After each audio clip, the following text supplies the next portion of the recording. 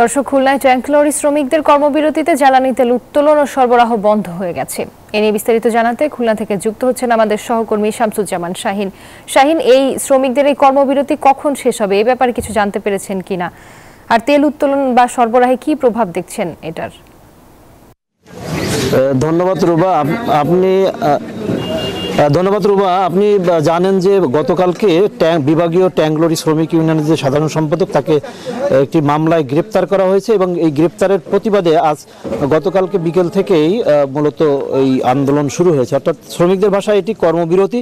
এর ফলে খুলনায় যে 3টি তেল ডিপো আছে, সেই ডিপো পদ্মা, মেঘনা, যমুনা থেকে তেল সরবরাহ বন্ধ রয়েছে। আপনি জানেন যে এখন ইরি মৌসুম শুরু হয়েছে এবং ইরি মৌসুমে প্রচুর পরিমাণে জ্বালানি প্রয়োজন পড়ে।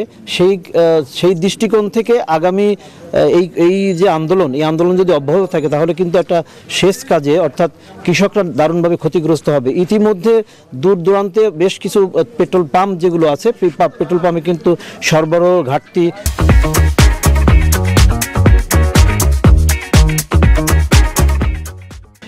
হয়েছে বলে, বন্ধ করে রাখা হয়েছে বলে আমরা জানতে পারছি। আমরা এখানকার একজন শ্রমিকের সাথে একটু কথা বলি। এই যে আপনাদের শ্রমিক নেতার সাথে একটু কথা বলি, আপনাদের এই যে আন্দোলন, কি কারণে আপনারা আন্দোলন করলেন?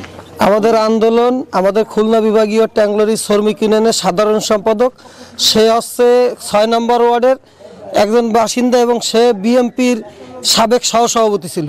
তারে মামলা দিয়েছে 7 নম্বর ওয়ার্ডের বিএমপির অফিস ভাঙা মামলা। এই মিথ্যা মামলা। এই মিথ্যা মামলা প্রত্যাহারের দাবিতে মামলাটা কে দিয়েছে? মামলা দিয়েছে বিএমপির বা আওয়ামী লীগের কিছু লোক, মানে কিছু কুচক্রি মহল আর কি মিলে মামলা দিয়েছে, মিথ্যা মামলা। আরও কিছু আমাদের শ্রমিক আছে, তাকে নামেও মামলা দিয়েছে। তারপরে কিছু শ্রমিক ইউনিয়নের নেতৃবৃন্দ আছে, তাকে নামেও মামলা দিয়েছে, এবং মালিক সমিতির যে নেতৃবৃন্দ আছে তাকে নামেও মামলা আছে। এই মিথ্যা মামলা প্রত্যাহারের দাবিতে আমরা কর্মবিরতিতে আসছি। ধন্যবাদ আপনাকে। শুনছিলেন শ্রমিকরা বলছিলেন যে মিথ্যা যে মামলাটি দেওয়া হয়েছে ওনাদের ভাষায়, সেই মামলাটি প্রত্যাহার করা হলে তারা এই কর্মবিরতি প্রত্যাহার করে নেবে। এই ছিল খুলনা থেকে আমার কাছে সর্বশেষ। শাহিন, আপনাকে ধন্যবাদ।